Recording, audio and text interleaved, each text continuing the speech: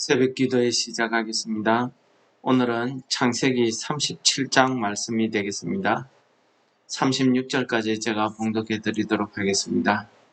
야곱이 가나안 땅 곧 그의 아버지가 거류하던 땅에 거주하였으니 야곱의 족본의 일하니라. 요셉이 17세의 소년으로서 그의 형들과 함께 양을 칠 때에 그의 아버지의 아내들 빌하와 실바의 아들들과 더불어 함께 있었더니 그가 그들의 잘못을 아버지에게 말하더라.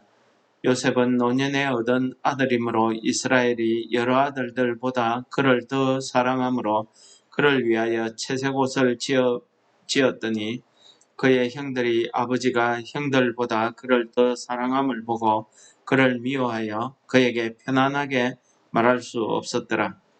요셉이 꿈을 꾸고 자기 형들에게 말하며 그들이 그를 더욱 미워하였더라. 요셉이 그들에게 이르되 청하건대 내가 꾼 꿈을 들으시오. 우리가 밭에서 곡식단을 묶더니 내 단은 일어서고 당신들의 단은 내 단을 둘러서서 절하더이다. 그의 형들이 그에게 이르되 내가 참으로 우리의 왕이 되겠느냐? 참으로 우리를 다스리게 되겠느냐 하고 그의 꿈과 그의 말로 말미암아 그를 더욱 미워하더니 요셉이 다시 꿈을 꾸고 그의 형들에게 말하여 이르되 내가 또 꿈을 꾼적 해와 달과 11별이 내게 절하더이다 하니라. 그가 그의 꿈을 아버지와 형들에게 말하며 아버지가 그를 꾸짖고 그에게 이르되 내가 꾼 꿈이 무엇이냐? 나와 내 어머니와 내 형들이 참으로 가서 땅에 엎드려 내게 절하겠느냐? 그의 형들은 시기하되 그의 아버지는 그 말을 간직해 두었더라. 그의 형들이 세겜에 가서 아버지의 양떼를 칠 때에 이스라엘이 요셉에게 이르되 내 형들이 세겜에서 양을 치지 않느냐? 너를 그들에게로 보내리라. 요셉이 아버지에게 대답하되 내가 그리하겠나이다. 이스라엘이 그에게 이르되 가서 내 형들과 양떼가 다 잘 있는지를 보고 돌아와 내게 말하라 하고 그를 헤브론 골짜기에 보내니 그가 세겜으로 가니라. 어떤 사람이 그를 만난적 그가 들에서 방황하는지라. 그 사람이 그에게 물어 이르되 내가 무엇을 찾느냐? 그가 이르되 내가 내 형들을 찾아오니 청하건대 그들이 양치는 곳을 내게 가르쳐 주소서. 그 사람이 이르되 그들이 여기서 떠났느니라. 내가 그들의 말을 들으니 도산으로 가자 하더라 하니라. 요셉이 그의 형들의 뒤를 따라가서 도산에서 그들을 만나니라. 요셉이 그들에게 가까이 오기 전에 그들이 요셉을 멀리서 보고 죽이기를 꾀하여 서로 이르되 꿈꾸는 자가 오는도다. 자 그를 죽여 한 구덩이에 던지고 우리가 말하기를 악한 짐승이 그를 잡아먹었다 하자. 그의 꿈이 어떻게 되는지를 우리가 볼 것이니라 하는지라. 르우벤이 듣고 요셉을 그들의 손에서 구원하려 하여 이르되 우리가 그의 생명은 해치지 말자. 르우벤이 또 그들에게 이르되 피를 흘리지 말라. 그를 광야 그 구덩이에 던지고 손을 그에게 대지 말라 하니 이는 그가 요셉을 그들의 손에서 구출하여 그의 아버지에게로 돌려보내려 함이었더라. 요셉이 형들에게 이르매 그의 형들이 요셉의 옷 곧 그가 입은 채색 옷을 벗기고 그를 잡아 구덩이에 던지니 그 구덩이는 빈 것이라. 그 속에 물이 없었더라. 그들이 앉아 음식을 먹다가 눈을 들어본적 한 무리의 이스마엘 사람들이 길르앗에서 오는데 그 낙타들의 향품과 유황과 모략을 싣고 애굽으로 내려가는지라. 유다가 자기 형제들에게 이르되 우리가 우리 동생을 죽이고 그의 피를 덮어둔들 무엇이 유익할까? 자 그를 이스마엘 사람들에게 팔고 그에게 우리 손을 대지 말자. 그는 우리의 동생이요 우리의 혈육이니라 하며 그의 형제들이 청종하였더라. 그때에 미디안 사람 상인들이 지나가고 있는지라. 형들이 요셉을 구덩이에서 끌어올리고 은 20의 그를 이스마엘 사람들에게 팔매 그 상인들이 요셉을 데리고 애굽으로 갔더라. 르우벤이 돌아와 구덩이에 이르러 본적 거기 요셉이 없는지라. 옷을 찢고 아우들에게로 되돌아와서 이르되 아이가 없도다. 나는 어디로 갈까? 그들이 요셉의 옷을 가져다가 순 염소를 죽여 그 옷을 피에 적시고 그의 채색 옷을 보내어 그의 아버지에게로 가지고 가서 이르기를 우리가 이것을 발견하였으니 아버지 아들의 옷인가 보소서 하매 아버지가 그것을 알아보고 이르되 내 아들의 옷이라 악한 짐승이 그를 잡아 먹었도다. 요셉이 분명히 찢겼도다 하고 자기 옷을 찢고 굵은 배로 허리를 묶고 오랫도록 그의 아들을 위하여 애통하니 그의 모든 자녀가 위로하되 그가 그 위로를 받지 아니하여 이르되 내가 슬퍼하며 서울로 내려가 아들에게로 가리라 하고 그의 아버지가 그를 위하여 울었더라. 그 미디안 사람들은 그를 애굽에서 바로의 신하 친위 대장 보디발에게 팔았더라. 아멘. 오늘 말씀은 우리가 어릴 때 주일학교 때부터 많이 듣던 요셉의 꿈 이야기와 요셉이 애굽에 팔려가는 내용이 되겠습니다. 오늘 1절에서 12절까지의 내용을 가만히 살펴보면은 요셉과 그의 형제들 간에 여러 가지 사이가 좋지 않음을 나타내고 있습니다. 1절에서 보시면은 야곱에 대한 족보 이야기를 시작할 것 같이 시작하다가 요셉의 이야기가 바로 나오고 있습니다. 이것은 이제 야곱까지의 족장 시대가 끝나고 요셉이 이제 그 집안의 장자의 역할을 하게 된다는 것을 암시적으로 보여주는 장면이라 하겠습니다. 이 앞절에 있었던 그 에스의 이야기, 에스의 후손들 이야기에 비해서 야곱의 후손들의 이야기에는 이렇게 그 형제들 간에 다툼이 일어나는 것을 보여주고 있습니다. 첫째 원인은 물론 요셉이다 이렇게 하겠지만은 제가 볼 때에는 아버지 야곱이 모든 형제를 골고루 이렇게 사랑하지 못한 게 그 시발점이 되지 않았나 싶기도 합니다. 그리고 요셉을 그가 특별히 사랑해서 채색 옷을 지어 입힌다든지 일을 시킬 때에 그를 다른 형제들과 같이 양치는 일을 시키지 않은 것 같습니다. 왜냐하면 채색 옷이라는 것이 소매가 길고 오늘날 우리로 말하자면 정장 스타일인데 그 옷을 입고 양치기를 할 리는 없거든요. 특히 이 야곱이 요셉을 그의 첩의 아들들하고 같이 둔 것 보면은 특별히 양치는 일이나 이런 일에 배제를 하고 특별 대우를 한 것 같습니다. 이런 모든 편애 때문에 형제들이 그를 미워했는데 특히 이제 요셉이 그의 꿈 이야기 때문에 더욱더 형제들의 미움을 사게 됩니다. 특별히 요셉의 꿈 이야기는 요셉이 그냥 꿈 이야기를 했을 뿐인데 그의 형제들이 그 꿈의 해석을 하는 구절을 우리가 읽을 수 있습니다. 이것은 하나님께서 그의 형제들의 입을 통해서 앞으로 요셉을 통해서 이 집을 어떻게 구원할 것이고 그 요셉 때문에 이스라엘이 어떤 큰 민족이 이루어 가실 것이라는 하나님의 섭리, 그 섭리의 내용을 일편 보여주고 있는 내용이라 이렇게 이야기할 수 있겠습니다. 어쨌든 형제들의 마음으로서는 이 요셉이 아버지 때문에 미운데 꿈 이야기 때문에 또 미워하게 된 이런 결과를 보여주고 있습니다. 그리고 12절에 보면은 형제들이 세겜에 내려가서 양을 치게 되는데 이 세겜이란 곳이 좋지 않은 곳이죠. 양치기에는 너무나 좋은 풀이 많고 양치기에게는 좋은 땅이지만은 이 야곱의 아들들에게는 아주 좋지 않은 기억이 있습니다. 그 땅의 남자들을 다 죽였던 그런 잔인한 사건이 일어났던 곳이죠.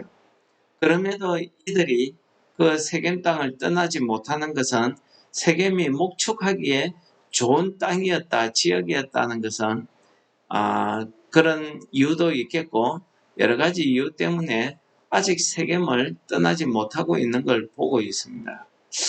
거기에 비해서 이제 야곱은 아버지 집 헤브론에서 머물게 되는데요. 이제 아버지가 요셉을 형들이 있는 세겜 땅으로 보내게 됩니다. 이때 보낼 때의 이유를 이래 보면은 내 형들과 양떼들이 다 잘 있는지 보고 와라 이렇게 보냈는데 여기에서 잘 있는지는 원어에서는 샬롬이란 말로 이야기하고 있습니다. 평안한지 보고 와라 이랬는데 아버지가 그냥 요셉을 거기에 뭐 심부름으로 보낼 리가 없지요.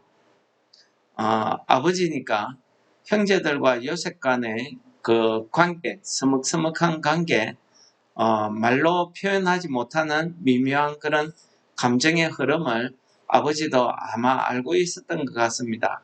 그러니까 이 기회에 요셉을 보내서 형제들과 한번 화해할 수 있는 그런 목적으로 아마 보내지 않았나 싶습니다.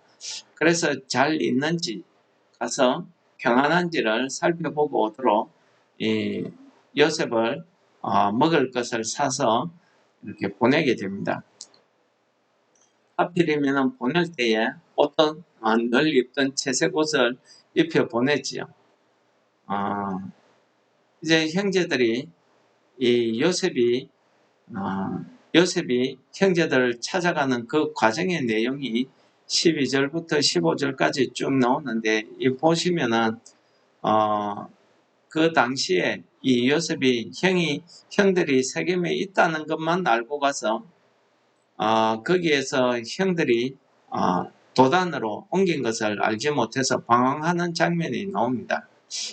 이때 그냥 돌아올 수도 있었겠는데 이 요셉은 끝까지 아버지의 말을 그대로 순종하는 모습을 보여주고 있습니다. 그래서 도단까지 찾아가지요. 이 도단에 근처에 갈 때에 형들이 멀리서 요셉이 입은 옷 때문에 아마 먼저 요셉을 발견한 것 같습니다. 그리고 요셉을 죽이기로 계획합니다. 근데 하나님께서는 이 가운데에서도 이 요셉을 구원하기 위한 계획이 있었던 것 같습니다. 그래서 그 형제들 가운데 르우벤과 유다가 이 요셉을 구하기 위한 일을 행하는 것을 우리가 9절에서 읽을 수 있습니다. 현재 르우벤은 이미 아버지의 첫 빌라 때문에 장자로서의 권한이 조금 장자로서의 권한이 조금 형제들 사이에도 인정을 받지 못하는 이런 상황이었던 것 같습니다. 장자 같으면은 인정받을 것 같으면은 형제들이 그런 말 할 때에 안 된다, 못한다, 그렇게 하면 안 돼 하고 제재할 수 있을 것인데 제재하지 못하고 그를 죽이지 마라, 구덩이에 넣어 두었다가 죽이지 말라 하는 말로 완곡하게 이렇게 말리는 것을 볼 수 있습니다. 이것 보면은 르우벤이 장자로서의 그 실권이라 그럴까요? 이걸 좀 형제들에게 잃은 것 같습니다. 어쨌든 르우벤의 목적은 나중에 요셉을 구해서 아버지에게 돌려보내려고 했다 하는 말 보면은 요셉이 그래도 형제들 사이에서는 르우벤이 그래도 형제들 사이에서는 요셉을 구해서 아버지에게 돌려보내려고 했던 것 같습니다. 그리고 나중에 보면은 이제 르우벤이 요셉이 없는 것을 보고 자기 옷을 찢고 내가 어떻게 할까 이런 이야기를 하는 거 보면은 르우벤이 뭐 다른 요셉을 구해서 아버지에게 보내는 다른 목적도 있었다고 뭐 혹자들은 이야기합니다. 그러나 우리는 거기까지는 생각하지 맙시다. 왜냐하면 르우벤이 정말 요셉을 생각하고 그를 구하려고 했다는 것은 기정사실 아니겠습니까? 또 유다입니다. 유다는 어떻게 보면은 요셉을 관여했다기보다는 조금 계산적인 면이 있기는 했으나 그래도 어쨌든 요셉을 구하기 위한 그 마음이 그의 말 속에 묻어나는 것을 볼 수 있습니다. 그래서 이스마엘 사람들 그 광야길에서 장사하는 장사꾼들이 지나가니까 형제들을 설득합니다. 자, 우리가 우리 동생을 죽이지 말자. 우리가 그에게 손을 대지 말자. 그래서 우리에게 유익될 게 뭐냐. 차라리 저 사람들에게 요셉을 팔자. 그렇게 하면서 이는 우리 동생, 우리 혈육이 아니냐 라는 말을 하는 것 보면은 유다도 이 요셉을 어쨌든 죽이지는 않고 살려서 어떻게 되는지를 보기 위해서 일단 살리려고 했다는 그런 점은 확실한 것 같습니다. 어쨌든 이 유다 덕분에 요셉은 죽지 않고 그 구덩이에서 건짐을 받아서 애굽으로 팔려가게 된다 하는 내용이 오늘 전체 내용입니다. 그리고 이들이 아버지를 속이기 위해서 염소의 피를 적신 요셉의 옷을 가지고 가서 이야기하는 거 보면은 평소에 이게 아버지의 아들의 옷입니까? 하고 이렇게 이야기하는 거 보면은 평소에 이들이 요셉을 같이 형제로 이렇게 받아들이지 않았다는 것을 얼마나 미워했다는 것을 우리가 알 수 있겠습니다.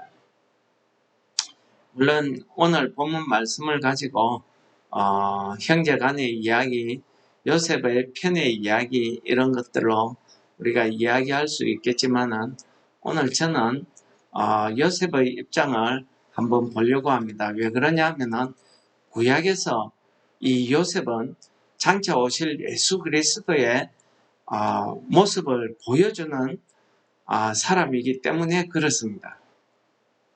이 요셉을 보시면은 요셉이 17세 소년으로 그의 하는 행동들이 우리 사람의 눈에 볼 때에는 정말 철없는 그런 말투와 철없는 행동을 하는 것 같습니다. 그러나 그는 아버지의 말에 순종하는 것을 볼 수 있습니다. 왜 그러냐 하면은 17세쯤 되면은 자기도 눈치가 있고 또 형들이 얼마나 자기를 미워하는지 또 형들이 세겜에서 어떤 일을 했는지 얼마나 잔인한 사람들인지를 알 것입니다. 그러면 아버지가 보낼 때에 자기가 이런저런 핑계로 아버지 말을 듣지 않을 수도 있음에도 불구하고 요셉은 예, 그리하겠습니다 하고 아버지의 말대로 순종하는 것을 볼 수 있습니다. 그리고 요셉이 광야에서 형들을 찾아가기 위해서 방황하는 모습이라든지 이런 모습들이 마치 예수님께서 이 땅에 오셔서 광야에서 시험받는 모습을 보여주는 이런 모습이라든지 이런 여러 가지 정황을 놓고 볼 때에 요셉이 예수님이 장차 오실 예수님의 모습을 보여주고 있다는 측면에서 요셉이 아주 중요한 인물이라 이야기하겠습니다. 그리고 요셉이 이제 형들에게 옷을 뺏기고 구덩이에 던져지게 됩니다. 그런데 오늘 저는 24절에 요셉이 던져진 이 구덩이가 정말 정말 천만다행이다 이렇게 생각이 됩니다. 왜냐하면 그런 목축지에 있는 구덩이, 광야에 있는 그 구덩이는 사실 그 목적이 물을 저장해 두기 위한 구덩이입니다. 그래서 구덩이의 모양이 입구는 좁고 밑은 넓은 이런 항아리 모양을 가지고 있다고 합니다. 그래서 우기 때 물을 저장해 두었다가 건기 때 사용을 하는 이런 웅덩이였다고 이야기합니다. 근데 마침 그 웅덩이가 비어 있었다는 거죠. 그리고 거기에 물이 없었다는 사실입니다. 만약에 거기에 물이 있었다고 하면은 요셉은 꼼짝없이 죽을 수밖에 없는 그런 운명이었겠죠. 물론 이것은 우리 사람으로서 생각해 볼 수 있는 추측입니다. 예, 그러나 그 웅덩이에 빠졌던 그 요셉의 심정을 우리가 생각해 볼 때에 아마 이러한 심정이었던 것 같습니다. 시편 40편에 보면은 다윗이 자기가 압살롬 자기 아들이죠. 자기 아들의 반역에 의해서 자기가 쫓겨가는 그 과정에서 그때의 심정을 생각하면서 지은 시가 있습니다. 시편 40편이죠. 2절에 이렇게 이야기합니다. 나를 기가 막힐 웅덩이와 수렁에서 건져 올리시고 내 발을 반석 위에 두사 내 걸음을 견고하게 하셨도다 라는 찬양을 합니다. 기가 막힐 웅덩이. 그렇습니다. 지금 요셉이 이 웅덩이에 던져졌을 때에 그가 얼마나 기가 막혔겠습니까? 자기 형들의 손에서 웅덩이에 던져졌습니다. 그리고 그 웅덩이 곁에서 형들이 요셉이 가지고 온 음식을 먹고 있습니다. 그들이 그를 죽일지 그를 팔아넘길지 이렇게 이야기하는 소리를 그가 들었을 것 아닙니까? 그가 얼마나 그 웅덩이 속에서 그의 심정을 포로하고 있었겠습니까? 그의 심정을 우리가 같은 창세기 42장에서 살펴볼 수가 있습니다. 본문에서는 나오지 않지만 우리가 간접적으로 볼 수 있는 장면인데요. 42장에 되면은 요셉이 애굽의 총리가 됩니다. 그리고 그 형제들이 기근 때문에 이 애굽에 음식을 사러 옵니다. 먹을 걸 사러 양식을 구하러 옵니다.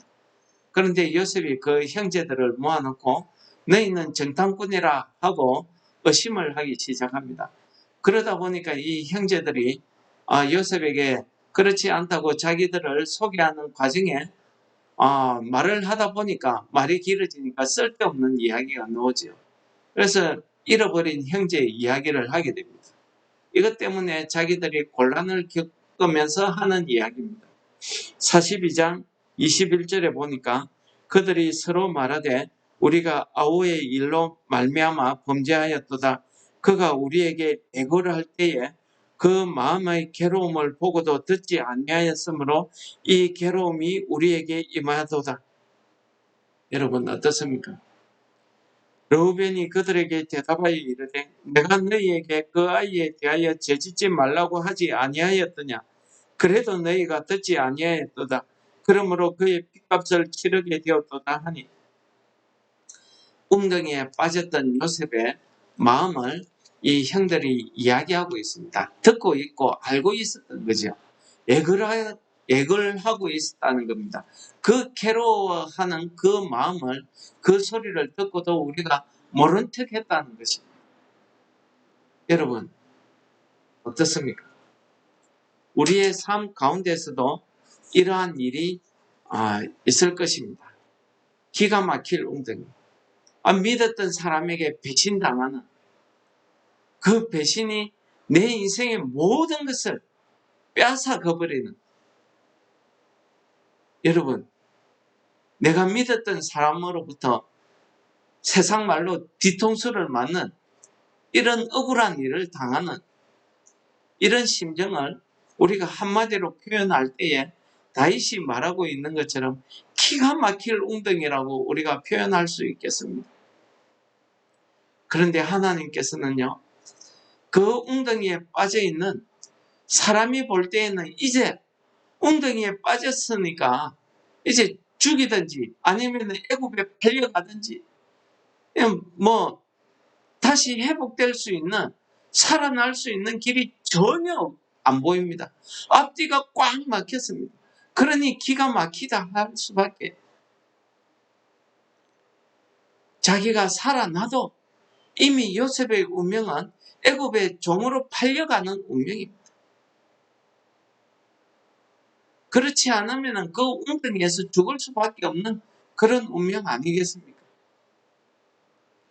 우리의 삶도 이 세상을 살아가다 보면은 믿었던 사람에게 배신당하고 자기가 의도치 않게 자기의 가진 모든 것을 다 빼앗겨버리고 잃어버리고 도와줬던 사람들에게 오히려 손가락질 당하고 배신당할 때의 그 기분, 그 심정은 뭐 기가 막힐 웅덩이라고 밖에는 달리 표현할 길이 없죠.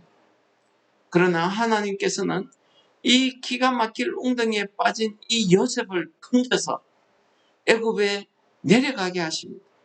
그리고 애굽의 삶 가운데에서 하나님께서는 하나님의 그 섭리에 따라서 이 민족, 약속하신 언약의 백성들을 하나의 민족으로 만들어서 그들을 구원하기 위해서 하나님의 구원의 계획, 그 구속사의 역사를 그 하나님의 섭리에 따라서 이루어가기 시작하는 모습을 이 요셉을 통해서 보여주시더라는 겁니다. 그러므로 우리 사랑하는 성도 여러분, 우리들이 이 세상을 살아가면서 이와 같이 기가 막힐 이런 일을 당할 때 우리가 실망하지 맙시다. 우리가 낙심하지 아니할 그 이유가 뭐겠습니까? 우리를 통해서 하나님이 이루시고자 하는 그 계획, 그 섭리가 있더라는 것입니다. 오늘 다윗은요, 나를 기가 막힐 웅덩이와 수렁에서 건져 올리시고 내 발을 반석 위에 두시고 내 걸음을 견고하게 하셨다는 이 찬양을 하고 있습니다.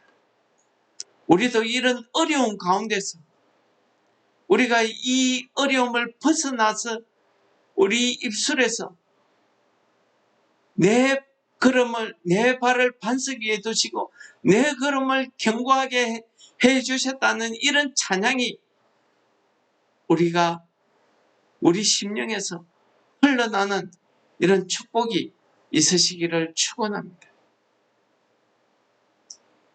그래서 우리 400장 찬송을 부르도록 하겠습니다. 험한 시험 물속에서 나를 건져주시고 노한 풍랑 지나도록 나를 숨겨주소서. 우리가 오늘 하루 종일 하나님 앞에 해야 될 기도고 우리가 하나님 앞에 우리를 지켜주시는 그 하나님의 은혜, 우리가 찬송해야 될 오늘의 찬송이 바로 이 찬송이라고 생각이 되어집니다. 찬송하시겠습니다. 험한 시험 물속에서 나를 건져주시고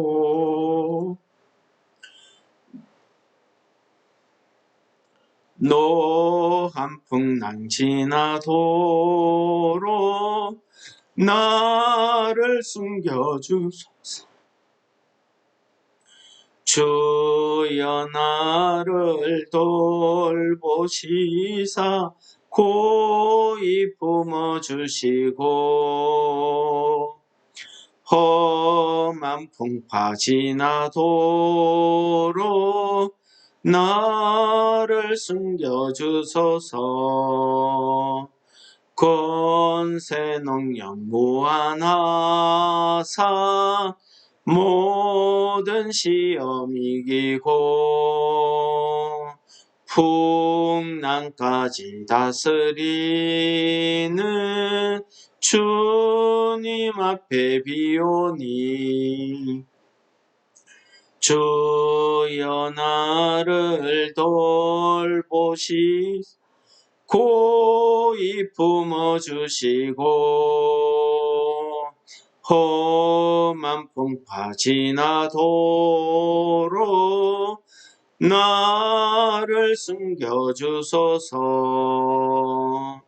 죄악길에 빠진 이 몸 캄캄한데 헤매며 부러진 나의 원 들으소서 내 주여. 주여 나를 돌보시사 고이 품어주시고 험한 풍파 지나도록 나를 숨겨주소서. 아멘. 우리 구원의 반석 되시는 하나님 아버지, 우리가 험한 죄악길에 빠져서 우리가 갈 바를 몰라 헤매며 부러지질 때 나의 기도를 들으시고 나를 돌보시사 이 험한 풍파 지나도록 나를 숨겨주시옵소서.